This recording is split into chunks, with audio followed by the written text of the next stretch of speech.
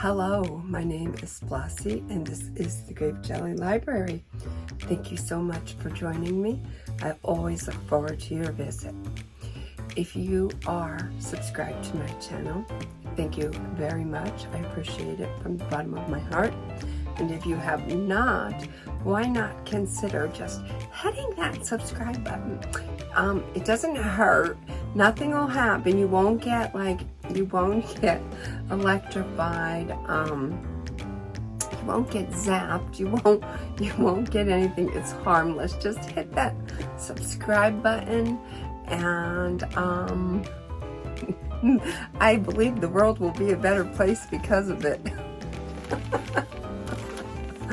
Anyways, in all seriousness, if you would hit that subscribe button and give this video a thumbs up, I would greatly appreciate your kindness.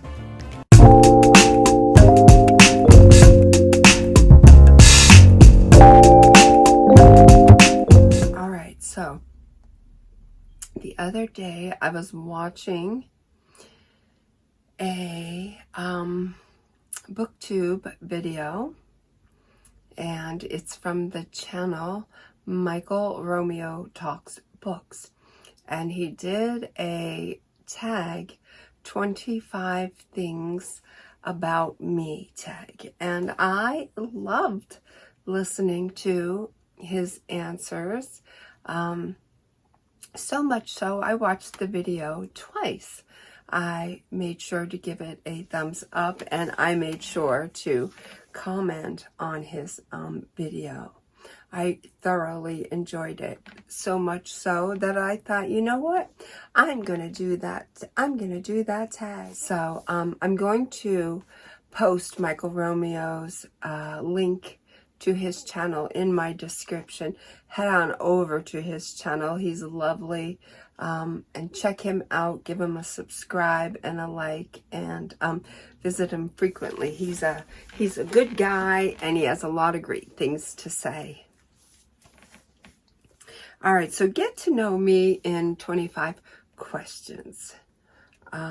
Question number 1. What is your channel about? Obviously, it is about books and book things. Yes, I am a lover of books, and I had thought long and hard about creating a book channel. And after some encouragement and some nudging, I finally went ahead and did that, and I am so glad that I did. All right, number 2, how old are you? I am, as little kids would say, I am this many. This many. 5'1". What is your relationship status? Well, I am married, and I have been for 27 years. Number 4. Did you go to college/occupation? Yes, I did. My occupation is general manager of a produce warehouse and farm market. Number 5. Where are you from/live? I am from a bigger city in Pennsylvania. Number 6, looking back, what would you tell your 10-year-old self? Your life as you know it is going to completely change. Some of it is going to be bad, but there's always a silver lining. So don't get too down on it, because you're about to meet a heck of a lot of fun friends, both female and male, and yeah, yous are all going to be sharing the same life experience, and yous are going to be such close and good friends. It's going to feel more like family, and a huge family, actually, a huge. And there's always going to be a friend right at your fingertip. All right, number 7, tell us about your family. I have one child. It is a boy, and I love him with all of my heart and soul. He is my baby. He will always be my baby. Best thing that ever happened to me. And I have a beautiful grandbaby now, and a wonderful daughter-in-law, and I have 2 sisters that I absolutely adore. They are my best friends, and everything that we do in life revolves around each other. We are our biggest support system. I could not ask for better sisters. And I have an older sister and a younger sister. I am the middle child. And I have a puppy named Teddy, who I adore. And I have 4 kitty cats. And the kitty cats' names are Charlene, she's the baby, and Gracie, she's the oldest, and Sabrina, she is the second eldest, and Samantha, who is a polydactyl, so we call her Papa, and she is next to the youngest. And all of the kitty cats were rescue kitty cats. They were outside in the cold, had nowhere to go, so I brought them inside to try to give them a home by the fireplace. And I should say that Teddy is a rescue dog. He comes from an animal shelter in New York City. Somebody had posted him on Facebook, and I saw him, and then another friend had cross-posted it, and I saw him again.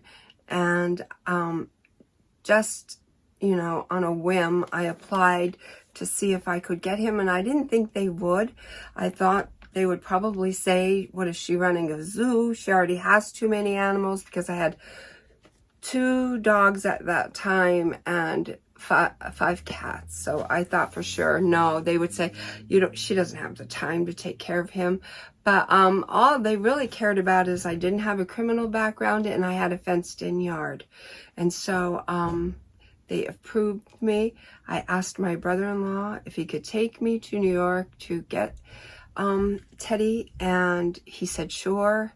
So me and my sister and my brother-in-law drove to New York, and we picked him up and we brought him home, and he has been the love of my life as far as animals go. I already knew a week into having him, I fell madly in love with him. Yes, I love my Teddy. I love my Teddy. Okay, so number 8, what is your favorite holiday? Well, it would have to be Halloween, because of my childhood. I loved being in elementary school, having the Halloween parades and having the Halloween party in school. And then my mom would take us trick-or-treating, and then when we were done, she would have a Halloween party for us. We would bob for apples and play pick-up sticks and pin the tail on the donkey, and I don't know, we just had a great a great time. And then she would make us chocolate chip cookies and let us watch the Charlie Brown special, so Halloween special. So yeah, I would say Halloween. Number 9, you have no budget. What is your dream vacation? Well, my heart belongs in Memphis. My heart belongs in Memphis, Tennessee. So if you could just put me there. Yeah, enough said. Okay, so name your biggest pet peeve. Absolutely, without a doubt, troublemakers. I don't dig troublemakers. My philosophy is live and let live. Why do you gotta be in someone else's business? Why do you have to put your 2 cents in when nobody's asking for it? Why do you have to state your opinion when opinions don't matter? Troublemakers. I don't like troublemakers one little bit. Number 11.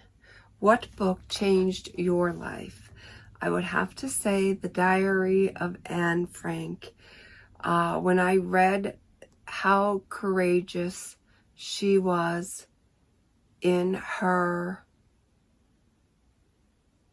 life's journey, in her experiences, that kind of turned me inside out and said, you know what? Anything hard or difficult that you have endured or will endure during your lifetime is nothing compared to what she did. In the trains, in the cattle cars, looking at the sunlight through slats of the box cars, I'll just tell myself, you know what, girl? Be quiet. Be quiet. So I would say it's that book that changed my life. Number 12, what simple invention improved the railroads? Well, that's easy. Paper. Paper, baby. Because without paper, how am I reading my books? How do I even have a book? So I'm going to say paper. Number 13, this is a fun question, fun for me. Favorite movies and TV shows. Well, let me just say I am old school and I am going to kick it old school. So my very favorite movie would be Elvis Presley, Kissing Cousins, and I think aside from A Christmas Story, it is the only other movie that I can recite passages from verbatim. And then my favorite TV shows, believe it or not, I don't watch TV. Nothing can touch the sitcoms and shows from back in the day. And they are still my favorite to this day. So I am going to say Happy Days, Laverne and Shirley. Yeah. I'm going to say Sanford and Son, love it. I love how Fred coordinates, if you know what I'm talking about. And the Munsters, love it, the Munsters. So they would be my favorites. All right, number 14, describe yourself using 3 fictional characters. Okay, this is a little bit difficult, but I think I can safely say in the book by Jean Shepherd, A Christmas Story, I can definitely relate to the father, who is nameless in the book and the movie. Yeah. He's a little serious and he's a little fun. So yeah. Ralphie, who is a little fun, a little serious, a little foul-mouthed. And the mom, who is, you know, she's a little fun, she's a little serious, and she's a lot domesticated.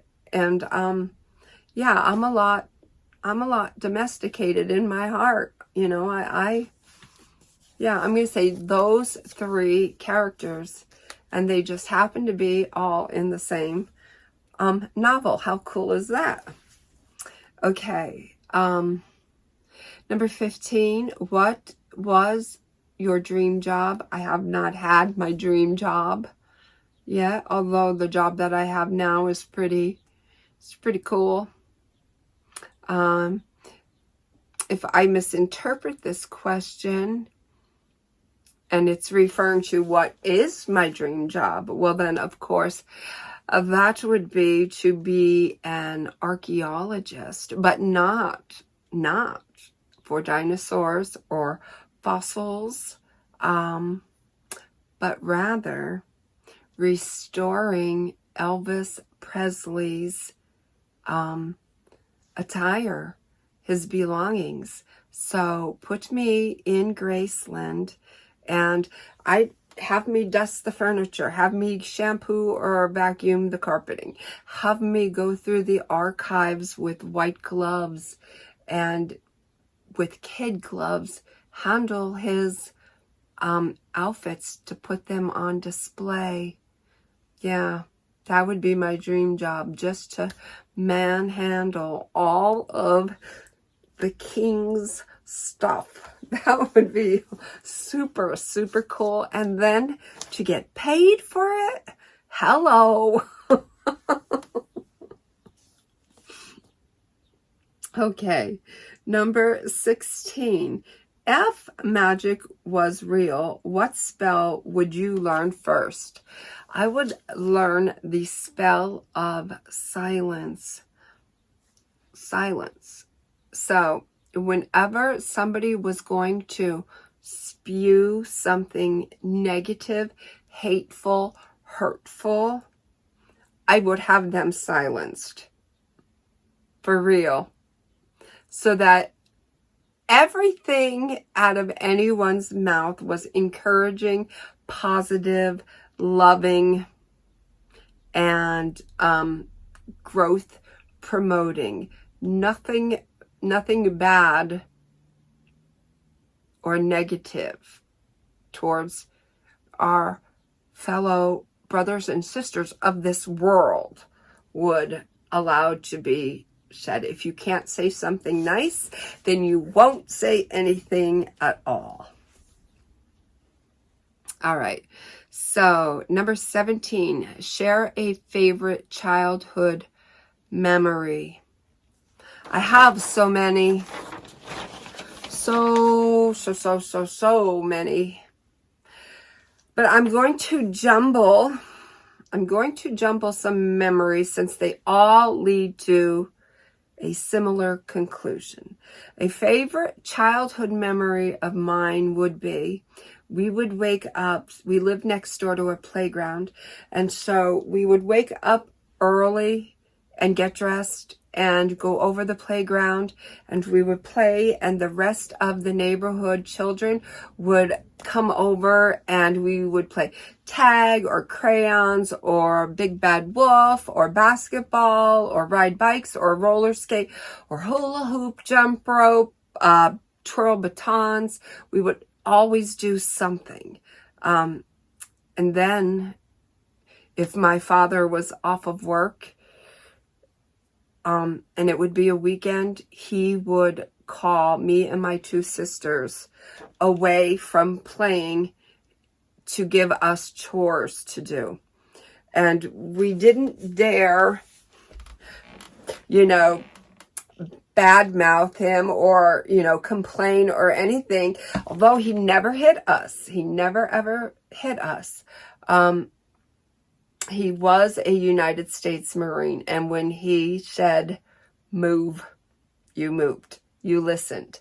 And we would do our thing, whatever it is he wanted us to do, whether it would be clean our room or sweep or mop a floor or carry ashes from the cellar up the steps, through the living room, through the kitchen, across the patio and into the alleyway to fill potholes. Whatever it is he wanted us to do at a very young age is what we did.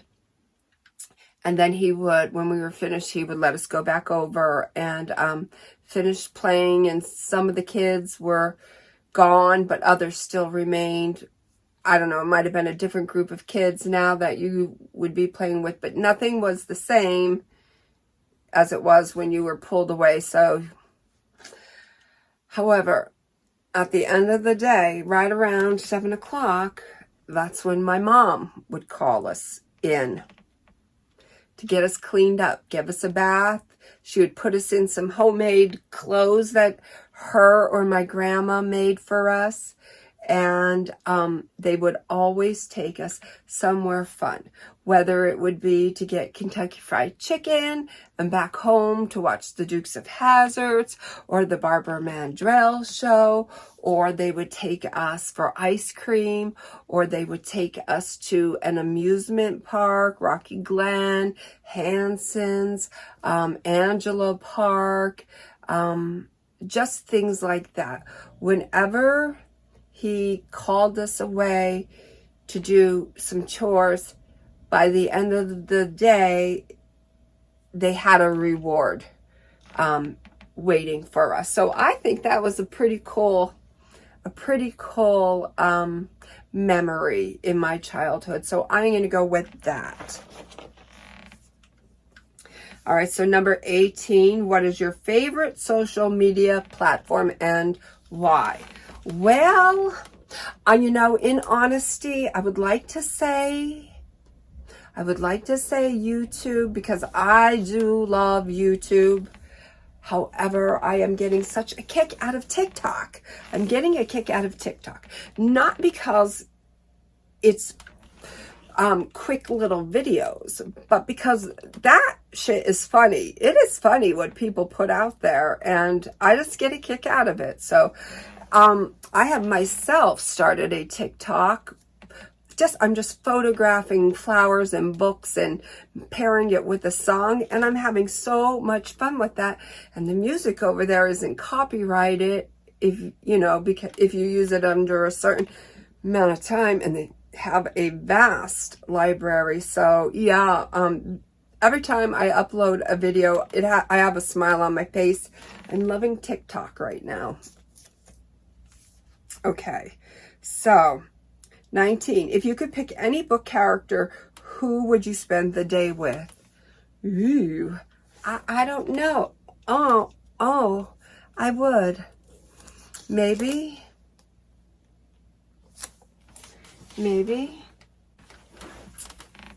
Would say Che Guevara, because he is highly intelligent. He is not Cuban born, he's Argentinian born, and he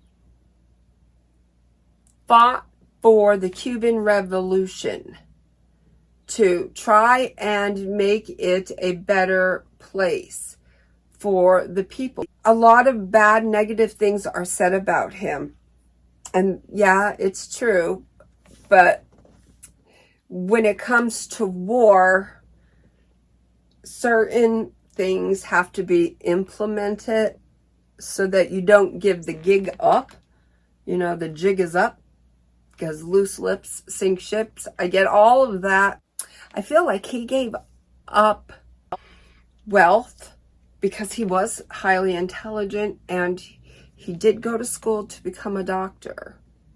But rather than live a lush life with a family in a nice, well-to-do home, he chose to live it in the mountains, and it's hot and it's you know, mosquito infested, and there's no bathroom facilities. There's no adequate food supply. He had asthma. He had to leave his medication behind so that he could carry his ammunition. He could have had such a different life, but he chose to give all of that up to fight in the Cuban Revolution. And I do feel like in the end he was betrayed by Fidel. I do feel that. Yeah, so I would love to pick his brain safely on a park bench with a coffee in my hand and a coffee in his hand, and no holds barred. Just pick his brain and ask him a slew of why this, why that, why this. Yeah, so I would pick him. All right, number 20, what is your spirit animal? It would be a dog, because I love dogs. Yeah, and more specifically, pit bull dogs, because they are so misunderstood. I have had Cocker Spaniels, and I have had Chihuahuas, and that Chihuahua was mean. And my son always wanted a pit bull, and I was a little reluctant. And then when I went and got Teddy, I didn't know what his breed was. They called him an American shelter dog. But when I thumbed through the paperwork, I discovered that he was a pit bull Rottweiler. And you could have fooled me, because this dog is grateful for everything. He will kiss you and kiss you and kiss you each and every time you put his food down in front of him. He thanks you.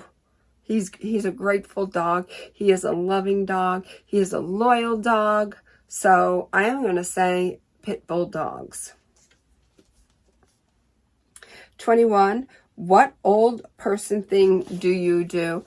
I do a lot of old people things. I love doilies, and I love mint green elastic waistband polyester pants, and picking rocks up from the road and sweeping sidewalks, and bending over in positions that I probably shouldn't be bent in when cars go down the road. And cabbage. I love, love, love cabbage. Yeah, so I can do old lady very, very well, and I regret none of it. All right, number 22. Do you have a hidden talent? I don't know. I don't know. Poetry. I could twirl a mean baton. A talent. I'm a good baker. If that requires talent. Oh, floral arranging. If you were to set me loose in an arts and crafts store, I would be all about the fake flowers and the pick berries and the birds. Yeah, I can do a mean floral arrangement or centerpiece. My grandma Roberts was very talented with creating her own table centerpieces, and I have definitely inherited that talent, because there has been many a times where I created a centerpiece for my table, and so many people ask where I bought that, and I can humbly say, oh, that, I made that. And they're like, get out of here. Wow, good for you. So I think that is one of my hidden talents. 23. Where do you see yourself in 5 years? Well, hopefully debt-free, waking up early and having the whole day ahead of me. If I want to go for a run, if I want to go for a walk, if I want to lift weights, if I want to go to the grocery store and get ingredients to make something. Freedom, and maybe a part-time job just to occupy a little time, a lot of reading, get a lot of reading done, and a lot of dedication to my channel, to my YouTube channel. So that would be awesome. Also, my son does not live by me, so I don't get to see him or my daughter-in-law or the grandbaby as much as I would like to. And they did invite me to, you know, go down there, but I love my house, and so I have a hard time, you know, parting with everything that I've ever worked for. And my sisters, I don't know that I could leave my sisters. So maybe I'll sell the house and move closer to him. So that's a possibility. Number 24, share an item and tell us its significance. Okay, I can do that. The item that I am going to share with you is silly. It's silly, but it is what it is. So it would be this. It's heavy. It's a heavy son of a gun. It is. It would be this, because when we first bought the house, I was 20. I want to say, was I 20? Nope. I was 25. Yes, I was 25 years old when we bought the house. And I was a stay-at-home mom for the first 5 years of my child's life. I felt, in my case, it was important for me to be there. So we sacrificed income-wise so that I could be an active and productive part of my son's life. So that didn't leave a lot of money. We had to budget meals, and but we did all right, you know. But we were definitely on a fixed income. And then when he went to school full day, then I could go and get a job for those hours that he was away. And so I went and did that. And there was so many, we had moved, and so we just bought this house. And there were so many things that we needed, furniture, and we just had the basic necessities, and we had to fix the house up too. So we only lived on half of the side of the house, because the other half it needed repairs. And so each week when I got a paycheck, I would try to buy something for the house to decorate it and make it more ours, more homey. And this is one of the very first things that I bought. It was $20, $19.99. And I didn't really have $20 to be spending on something like that.